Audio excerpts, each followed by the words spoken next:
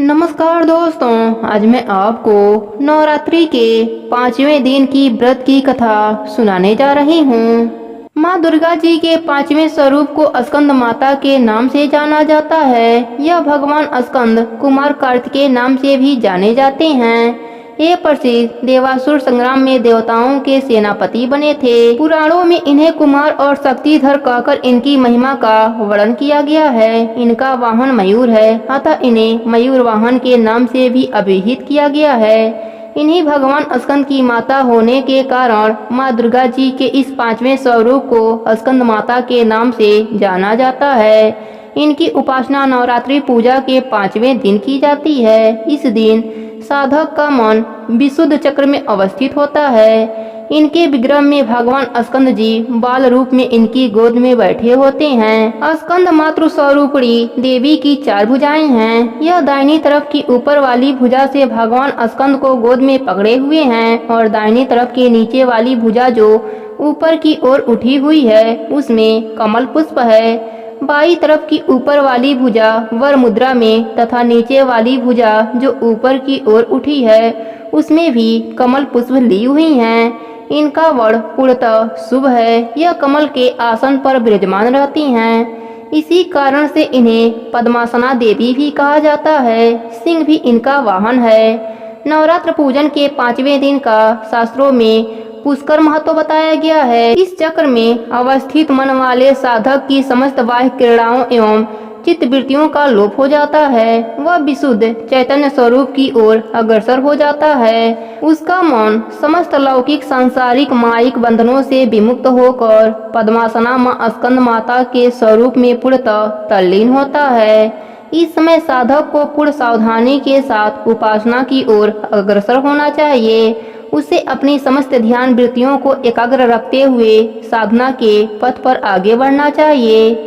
माँ स्कंद माता की उपासना से भक्त की समस्त इच्छाएं पूर्ण हो जाती है। इस मृत्युलोक में ही उसे परम शांति और सुख का अनुभव होने लगता है। उसके लिए मोक्ष का द्वार स्वयं सुलभ हो जाता है। स्कंद माता की उपासना से बाल रूप स्कंद भगवान की उपासना भी स्वयं ही हो जाती है। यह विशेषता केवल इन्हीं को प्राप्त है। अतः साधक को स्कंद माता की उपासना की ओर विशेष ध्यान देना चाहिए। सूर्यमंडल की अधिष्ठात्री देवी होने के कारण इनकी उपासक अलौकिक तेज एवं क्रांति से संपन्न हो जाता है। एक अलौकिक प्रभा मंडल अदृश्य भाव से सदैव उनके चतुर्दिक परिव्याप्त रहता है। यह प्रभा मंडल प्रतिक्षण उनके योगक्षेम का निर्वहन करता रहता है। अतः हमें एकाग्र भाव से मन को पवित्र रखकर माँ की शरण में आने का प्रयत्न करना चाहिए। इस घोर भवसागर के दुखों से मुक्त पाकर मोक्ष का मार्ग सुलभ बनाने का सबसे उत्तम उपाय दूसरा नहीं है। प्रेम से बोले स्कंद माता की जय हो। नवरात्रि के 5वें दिन दुर्गा सप्तशती के 9वां और 10वां अध्याय की कथा सुनी या पढ़ी जाती है। तो आइए सुनते हैं 9वां और 10वां अध्याय की कथा। प्रेम से बोले दुर्गा माता की जय हो। राजा ने कहा, भगवान आपने रक्त बीज के वध से संबंध रखने वाला देवी चरित्र का यह अद्भुत महात्म्य मुझे बतलाया। अब रक्त बीज के मारे जाने पर अत्यंत क्रोध में भरे हुए शुंभ और निशुंभ ने जो कर्म किया उसे मैं सुनना चाहता हूँ। ऋषि कहते हैं, राजन, युद्ध में रक्त बीज तथा अन्य दैत्यों के मारे जाने पर शुंभ और निशुंभ के क्रोध की सीमा न रही। अपनी विशाल सेना इस प्रकार मारी जाती देख निशुंभ अमर्ष में भरकर देवी की ओर दौड़ा। उसके साथ असुरों की प्रधान सेना थी। उसके आगे पीछे तथा पार्श्वभाग में बड़े बड़े असुर थे जो क्रोध से ओठ चबाते हुए देवी को मार डालने के लिए आए। महाप्रकर्मी शुंभ भी अपनी सेना के साथ मातुगणों से युद्ध करके क्रोधवश चंडिका को मारने के लिए आ पहुंचा। तब देवी के साथ शुंभ और निशुंभ घोर संग्राम छिड़ गया। वे दोनों दैत्य मेघों की भांत बाणों की भयंकर दृष्टि करने लगे। उन दोनों के चलाए हुए बाणों को चंडिका ने अपने बाणों के समूह से तुरंत काट डाला और शस्त्र समूहों की वर्षा करके उन दोनों दैत्यपतियों के अंगों में भी चोट पहुंचाई। निशुम्भ ने तीखी तलवार और चमकती हुई ढाल लेकर देवी के श्रेष्ठ वाहन सिंह के मस्तक पर प्रहार किया। अपने वाहन को चोट पहुंचाने पर देवी ने क्षुरप्र नामक बाण से निशुम्भ की श्रेष्ठ तलवार तुरंत ही काट डाली और उसकी ढाल को भी, जिसमें 8 चांद जड़े थे, खंड खंड कर दिया। ढाल और तलवार के कट जाने पर उस असुर ने शक्ति चलाई, किंतु सामने आने पर देवी ने चक्र से उसके भी 2 टुकड़े कर दिए। अब तो निशुम्भ क्रोध से जल उठा और उस दानव ने देवी को मारने के लिए शूल उठाया, किंतु देवी ने समीप आने पर उसे भी मुक्के से मारकर चूर कर दिया। तब उसने गदा घुमाकर चंडी के ऊपर चलाई, परंतु अभी देवी के त्रिशूल से कटकर भस्म हो गए। तदंतर दैत्यराज निशुम्भ को फरसा हाथ में लेकर आते देख देवी ने वाल समूहों से घायल कर धरती पर सुला दिया। उस भयंकर पराक्रमी भाई निशुम्भ के धराशायी हो जाने पर शुम्भ को बड़ा ही क्रोध हुआ और अंबिका का वध करने के लिए वह आगे बढ़ा। रथ पर बैठे बैठे ही उत्तम आयुधों से सुशोभित अपनी बड़ी बड़ी 8 अनुपम भुजाओं से समूचे आकाश को ढककर वह अद्भुत शोभा पाने लगा। उसे आते देख देवी ने शंख बजाया और धनुष की प्रत्यंचा भी अत्यधिक दुष्कर शब्द किया। साथ ही अपने घंटे के शब्द से जो समस्त दैत्य सैनिकों का तेज नष्ट करने वाला था, संपूर्ण दिशाओं को व्याप्त कर दिया। तदंतर सिंह ने भी अपनी दहाड़ से, जिसे सुनकर बड़े बड़े गजराजों का महान मत दूर हो जाता था, आकाश, पृथ्वी और 10 दिशाओं को गुजा दिया। फिर काली ने आकाश में उछलकर अपने दोनों हाथों से पृथ्वी पर आघात किया। उससे ऐसा भयंकर शब्द हुआ जिससे पहले के सभी शब्द शांत हो गए। तत्पश्चात शिवदूती ने दैत्यों के लिए अमंगलजनक अट्टहास किया। इन शब्दों को सुनकर समस्त असुर थर्रा उठे, किंतु शुम्भ को बड़ा ही क्रोध हुआ। उस समय देवी ने जब शुम्भ को लक्ष्य करके कहा, ओ दुरात्मा, खड़ा रहो, खड़ा रहो, तभी आकाश में खड़े हुए देवता बोले, जय हो, जय हो। शुम्भ ने वहां आकर ज्वालाओं से युक्त अत्यंत भयानक शक्ति चलाई। अग्निमय पर्वत के समान आती हुई उस शक्ति को देवी ने बड़े ही भारी लुक्के से दूर हटा दिया। उस समय शुम्भ के सिंहनाद से तीनों लोग गूंज उठे। राजन, उसकी प्रतिध्वनि से वज्रपात के समान भयानक शब्द हुआ, जिसने अन्य सब शब्दों को जीत लिया। शुम्भ के चलाए हुए बाणों के देवी ने और देवी के चलाए हुए बाणों के शुम्भ ने अपने भयंकर बाणों द्वारा सैकड़ों और हजारों टुकड़े कर दिए। तब क्रोध में भरी हुई चंडिका ने शुम्भ को शूल से मारा। उसके आघात से मूर्छित होकर वह पृथ्वी पर गिर पड़ा। इतने में ही निशुम्भ को चेतना हुई और उसने धनुष हाथ में लेकर बाणों द्वारा देवी, काली तथा सिंह को घायल कर डाला। फिर उस दैत्यराज ने 10,000 बाहें निकालकर चक्र के प्रहार से चंडिका को अछवांछित कर दिया। तब दुर्गम पीड़ा का नाश करने वाली भगवती दुर्गा ने कुपित होकर अपने बाणों से उन चक्रों तथा बाणों को काट गिराया। यह देख निशुम्भ दैत्य सेना के साथ चंडिका का वध करने के लिए हाथ में गदा ले बड़े वेग से दौड़ा। उसके आते ही चंडी ने तीखी धार वाली तलवार से उसकी गदा को शीघ्र ही काट डाला। तब उसने शूल हाथ में ले लिया। देवताओं को पीड़ा देने वाले निशुम्भ को शूल हाथ में लिए आते देख चंडिका ने वेग से चलाए हुए अपने शूल से उसकी छाती छेड़ डाली। शूल से विदर्भ हो जाने पर उसकी छाती से एक दूसरा महाबली, एक महापराक्रमी पुरुष खड़ी रह कहता हुआ निकला। उस निकलते हुए पुरुष की बात सुनकर देवी ठट्ठा कर हंस पड़ी और खड़ंग से उन्होंने उसका मस्तक काट डाला। फिर तो वह पृथ्वी पर गिर पड़ा। तदंतर सिंह अपनी ढाढ़ों से असुरों की गर्दन कुचल कर खाने लगा। यह बड़ा भयंकर दृश्य था। उधर काली तथा शिवदूती ने भी बहुत से दैत्यों का भक्षण करना आरंभ कर दिया। कौमारी की शक्ति से विदर्भ होकर कितने ही महादैत्य नष्ट हो गए। ब्राह्मणी के मंत्र के जल से कितने ही भाग खड़े हुए। कितने ही दैत्य महेश्वरी के त्रिशूल से छिन्न भिन्न होकर धराशायी हो गए। बाराही के थुथुन से आघात से कितनों का पृथ्वी पर कचुम्बर निकल गया। वैष्णवी ने भी अपने चक्र से दानों के टुकड़े टुकड़े कर डाले। इंद्री के हाथ से छूटे हुए वज्र से भी कितने ही प्राणों से हाथ धो बैठे। कुछ असुर नष्ट हो गए, कुछ उस महायुद्ध से भाग गए तथा कितने ही काली, शिवदूती तथा सिंह के ग्रास बन गए। यहीं पर 9वें अध्याय की कथा समाप्त होती है। प्रेम से बोली दुर्गा माता की जय हो।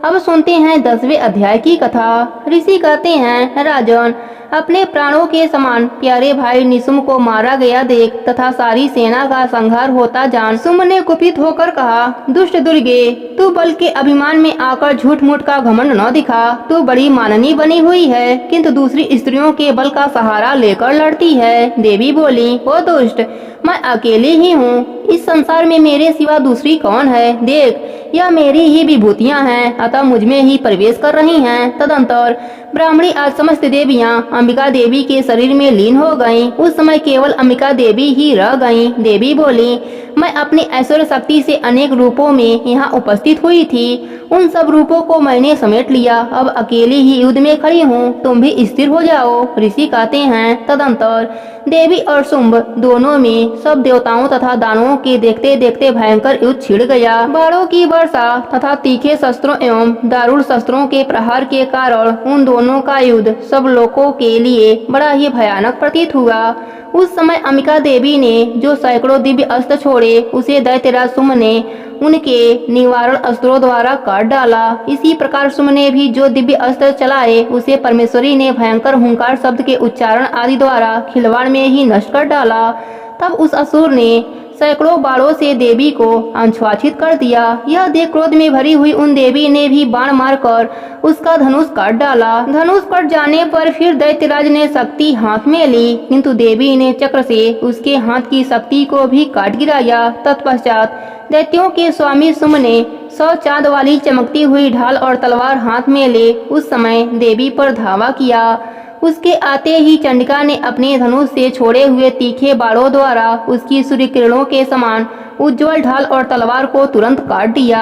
फिर उस दैत्य के घोड़े और सारथी मारे गए। धनुष तो पहले ही कट चुका था। अब उसने अंबिका को मारने के लिए उद्यत हो भयंकर मुगदर हाथ में लिया। उसे आते देख देवी ने अपने बाणों से उसका मुगदर भी काट डाला, जिस पर वह असुर मुक्का तानकर बड़े वेग से देवी की ओर झपटा। उस दैत्यराज ने देवी की छाती में मुक्का मारा। तब उन देवी ने भी उसकी छाती में एक चांटा जड़ दिया। देवी का थप्पड़ खाकर दैत्यराज शुंभ पृथ्वी पर गिर पड़ा, किंतु पुनः सहसा पूर्वत उठकर खड़ा हो गया। फिर वह उछला और देवी को ऊपर ले जाकर आकाश में खड़ा हो गया। तब चंडिका आकाश में भी बिना किसी आधार के ही शुंभ के साथ युद्ध करने लगी। उस समय दैत्य और चंडिका आकाश में एक दूसरे से लड़ने लगे। उनका वह युद्ध पहले सिद्ध और मुनियों को विस्मय में डालने वाला हुआ। फिर अंबिका ने शुंभ के साथ बहुत देर तक युद्ध करने के पश्चात उसे उठाकर घुमाया और पृथ्वी पर पटक दिया। पटके जाने पर पृथ्वी पर आने के बाद वह दुष्टात्मा दैत्य पुनः चंडिका का वध करने के लिए उनकी ओर बड़े वेग से दौड़ा। तब समस्त दैत्यों के राजा शुंभ को अपनी ओर आते देख देवी ने त्रिशूल से उसकी छाती छेदकर उसे पृथ्वी पर गिरा दिया। देवी के शूल की धार से घायल होने पर उसके प्राण पखेरु उड़ गए और वह समुद्रों, द्वीपों तथा पर्वतों सहित समुची पृथ्वी को कांपता हुआ भूमि पर गिर पड़ा। तदंतर उस दुरात्मा के मारे जाने पर संपूर्ण जगत प्रसन्न एवं पूर्ण स्वस्थ हो गया तथा आकाश स्वच्छ दिखाई देने लगा। पहले जो उत्पात सूचक मेघ और उत्पात होते थे, वे सब शांत हो गए तथा उस दैत्य के मारे जाने पर नदियां भी ठीक मार्ग से बहने लगीं। उस समय शुंभ की मृत्यु के बाद संपूर्ण देवताओं का हृदय हर्ष से भर गया और गंधर्वगण मधुर गीत गाने लगे। दूसरे गंधर्व बाजे बजाने लगे और अप्सराएं नाचने लगी। पवित्र वायु बहने लगी। सूर्य की प्रभा उत्तम हो गई। अग्निशाला की बुझी हुई आग अपने आप प्रज्वलित हो उठी तथा संपूर्ण दिशाओं के भयंकर शब्द शांत हो गए। यहीं पर 10वें अध्याय की कथा समाप्त होती है। प्रेम से बोलिए दुर्गा माता की जय हो। अब सुनते हैं लक्ष्मी माता की कथा। प्रेम से बोलिए लक्ष्मी माता की जय हो। एक समय की बात है, एक सेठ जी थे। उनके घर पीढ़ियों से धन ऐश्वर्य प्रचुर मात्रा में था। वह अथाह धन के स्वामी थे, परंतु लक्ष्मी जी का स्वरूप तो चंचल है, आज यहाँ तो कल वहाँ। जब उनका मन सेठ जी के घर से भर गया तो वह किसी दूसरे के घर जाने के लिए ललायित हो गई। एक रात लक्ष्मी जी सेठ जी के सपने में आती हैं। सेठ जी ने देखा लाल वस्त्रों में सजी धजी सुंदर स्त्री उनके घर से निकलकर बाहर जा रही हैं। सेठ जी उनसे पूछते हैं, हे देवी, आप कौन हैं? मेरे घर आप कब आई और अब हमारा घर छोड़कर कहाँ जा रही हैं? माता बोली, मैं तुम्हारे घर की वैभव लक्ष्मी हूँ। कई पीढ़ियों से मैं तुम्हारे घर में निवास कर रही थी, परंतु अब मेरा यहाँ से मन उब गया है। अब मेरा यहाँ समय समाप्त हो गया है, इसलिए मैं यह घर छोड़कर जा रही हूँ। परंतु मैं तुम पर अत्यंत प्रसन्न हूँ, क्योंकि मैं जितने समय तुम्हारे पास रही तुमने सदा सदुपयोग किया, संतों को घर में आमंत्रित किया, उनकी सेवा किए, गरीबों को भोजन कराया, धर्मार्थ कुएं बनवाए, गौशाला व प्याऊ बनवाए, कुंवारी कन्याओं के तुमने विवाह करवाए, तथा तुम कथा भागवत सब करवाते रहते थे तथा अतिथियों का आदर सत्कार करते रहते थे। इसलिए मैं तुमसे इतनी प्रसन्न हूँ। अब जाते समय मैं तुम्हें वरदान देना चाहती हूँ, तुम जो चाहो मुझसे मांग लो। अब सेठ जी सोचते हैं कि मैं अकेला क्या वरदान मांगूं, मेरी 4 बहुएं हैं, मैं उनसे पूछकर वरदान मांग लूंगा। एक दिन का माता रानी से समय ले लेता हूँ।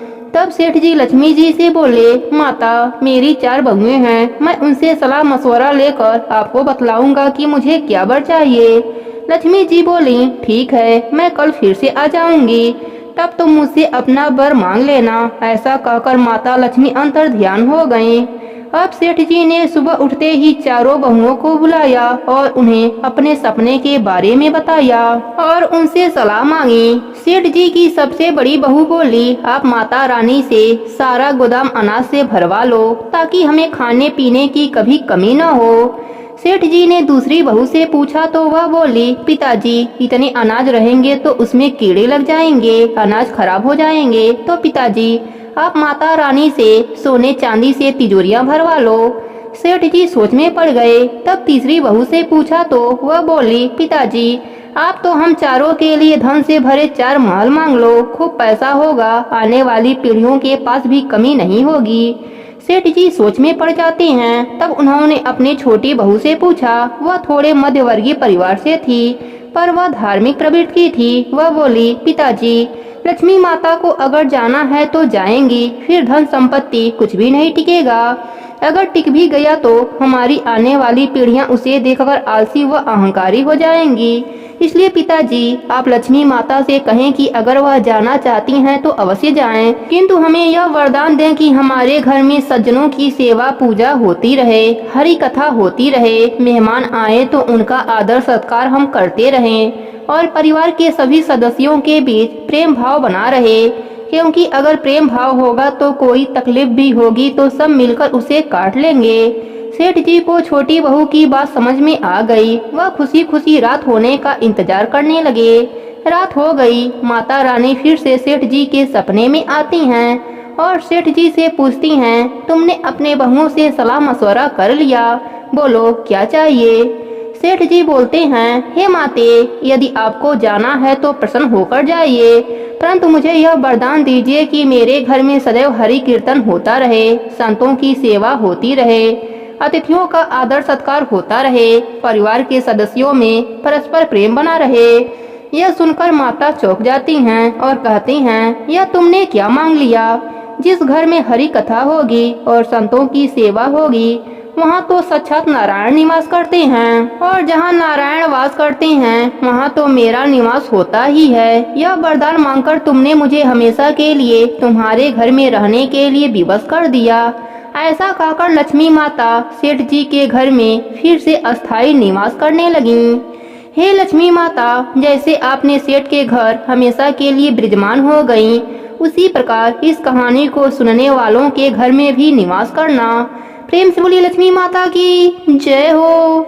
अब सुनते हैं सांझी माता की कहानी। प्रेम से बोली सांझी माता की जय हो। बहुत समय पहले की बात है। एक नगर में एक दंपति रहते थे। उनका घर धन्य धन से संपूर्ण था और व्यापार भी अच्छा चलता था, परंतु उनके कोई संतान न थी और इसी बात को लेकर दोनों पति पत्नी हमेशा चिंतित रहते थे। घर की महिला बहुत ही धार्मिक थी और हमेशा भगवान की पूजा पाठ में लगी रहती थी। वह हमेशा भगवान से संतान प्राप्ति हेतु प्रार्थना करती रहती थी। ऐसे करते करते 10 साल बीत गए, परंतु उनके कोई संतान न हुई। एक दिन वह दोपहर के समय भगवान का भजन कर रही थी, तभी उसके द्वार पर एक साधु आए और उस स्त्री से उसके निराशा का कारण पूछा। उस स्त्री ने अपना सारा दुख साधु को बताया और कहा कि हे महात्मा जी, मुझे ऐसा वरदान दीजिए कि मेरे घर भी बच्चे की किलकारी गूंजे। उस ऋषि ने कुछ सोचकर कहा कि हे पुत्री, तुम अपने हाथों श्राद्ध पक्ष के बाद आश्विन मास की नवरात्रि में माँ दुर्गा का मिट्टी से स्वरूप बनाकर उनकी 9 दिनों तक पूजा करना। माँ तुम्हारी सभी इच्छाएं पूर्ण करेंगी।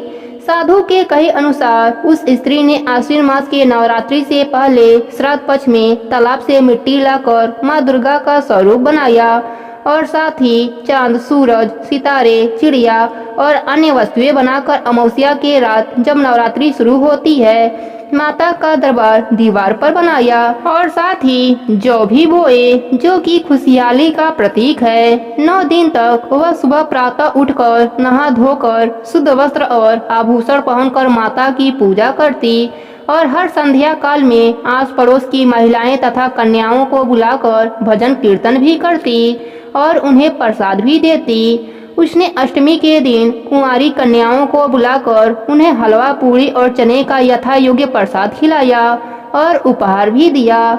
उस स्त्री की श्रद्धा और भक्ति देखकर माता सांची प्रसन्न हुई और प्रकट होकर उसे पुत्र होने का वरदान दिया और कहा कि जो भी मेरी 9 दिनों तक मिट्टी का स्वरूप बनाकर पूरे श्रद्धा भाव से पूजा करेगा, मैं उसकी सभी मनोकामनाएं पूर्ण करूंगी। संतानहीन को संतान दूंगी, कुंवारी कन्याओं को मनचाहा वर दूंगी और धनहीन को धन की वर्षा करूंगी।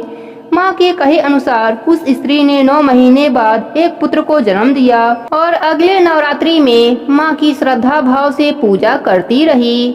जो भी व्यक्ति इस कहानी को सुनता है और सुनाता है, माँ सांची उसकी सभी मनोकामनाएं पूर्ण कर देती हैं। प्रेम से बोलिए माता सांची की जय हो।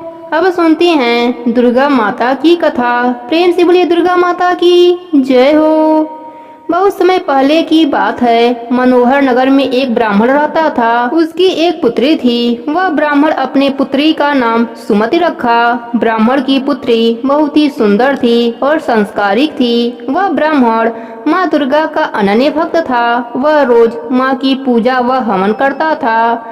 ब्राह्मण जब भी पूजा व हवन करता था, उसकी पुत्री वहाँ उपस्थित रहती थी। एक दिन ब्राह्मण की पुत्री अपने सहेलियों के साथ खेलने चली गई। खेलते खेलते उसे ध्यान ही नहीं रहा कि उसे पूजा में जाना है।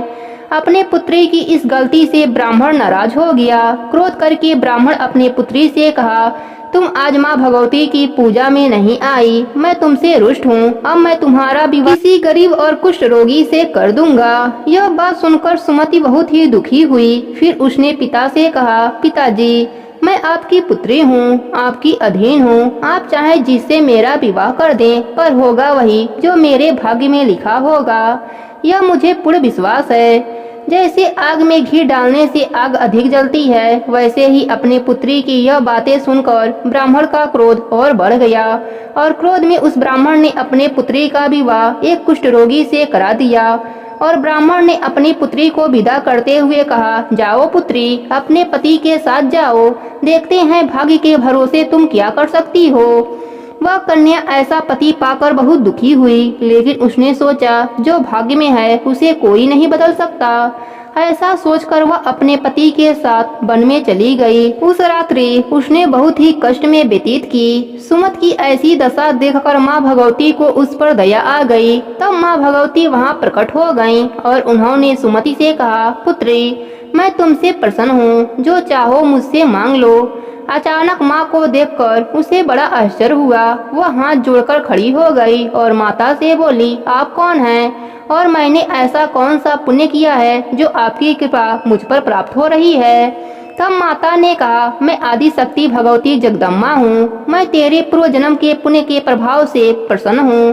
तुम्हें जो चाहिए मांग लो। फिर सुमति ने हाथ जोड़कर माँ से पूछा, मैं पूर्व जन्म में कौन थी और मैंने ऐसा क्या पुण्य किया था जिससे मुझे आपकी कृपा प्राप्त हो रही है। माता बोली, बेटी, तुम अपने पूर्व जन्म में निषाद और भील की पत्नी थी। तुम बहुत ही पतिव्रता थी और मुझ में आस्था रखने वाली थी। एक दिन तुम्हारे पति ने चोरी की, इस कारण राजा के सैनिक तुम्हारे पति के साथ तुम्हें भी ले गए और तुम दोनों को कारागार में डाल दिया। वहाँ तुम दोनों 9 दिनों तक रहे।